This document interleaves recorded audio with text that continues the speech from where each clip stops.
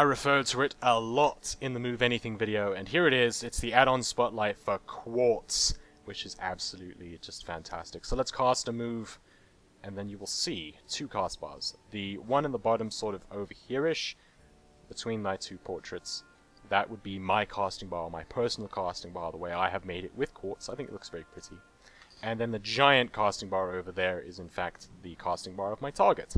So let's go and have a look at Quartz. It looks very stylish. It's all about casting bars and stuff. It does have buffs that it'll put, like for example, where is that? Hang on a minute, let me just see if I can find it. Buff. Let's enable it. Should be there somewhere. There we go. You should see like a tiny little thing over there, just underneath my Tell Me When Enraged thing. It says Mark of the Wild. I mean, it's very, very small bar. You can adjust that kind of stuff. I don't like the buff things from Quartz and stuff. I'm sure they could be very, very useful. I don't like them. I like the Quartz for the casting bar, and that is that. That is what I use it for, because I think that Quartz's casting bars are just absolutely fantastic. And you can change how they are. You can make them larger. You just go into the options and you can take player and make it X and Y, and you can make the things gigantically long or just super, super fat, and whatever works for you, I guess. I went and I made it so that it would fit pretty much perfectly between those two portraits, and I think it just looks so awesome. And of course you can change the fonts and what it looks like. You can change the texture, for example. You can make it Blizzard. You can make the target, what is the target one set to? That's on set to Life Step, which is pretty awesome. What does Xeon look like? Let's see what that looks like. Oh, hang on, let's move it over there. Mana!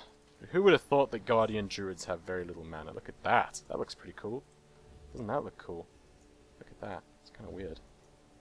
I'm going to go back to, I think it was Life Step before. And that looks quite nice. So I'm going to stay with Life Step for the target, and then player can be Blizzard and just looking awesome. I really, really like this for the casting bars. It makes them look particularly pretty.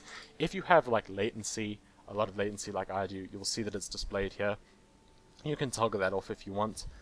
So I have like 349 ms at the moment. That seems to be what it's deciding at, 382. And that's pretty much where it's sort of hanging around in the 300s. Sometimes it's in the 400s. I'm not lagging very much. Well, for me, anyway. It just looks very, very nice, and of course that red bit with the latency is basically where Quartz is saying you should actually start casting your next move when it reaches this bit, because the latency is going to make it so that it's behind enough that it'll be, it's complicated, but basically you should be casting. But generally with me, I am sort of spamming a lot. So what I will do is, for example, I will be like, let's toggle on Heart of the Wild, and say I'm casting Ra. This is me casting Ra. It's just constantly. So it doesn't really make too much difference for me, but it does look very, very pretty. Very, very, very pretty indeed. I think it looks awesome. So there you have it. Go and get some Quartz. It looks fantastic. And the link is in the description of this video, so go and check that out, because it's a really, really cool casting bar add-on, and I think it deserves to be acknowledged as such. Link in the description, and of course I hope you enjoyed this add-on spotlight. Thanks for watching.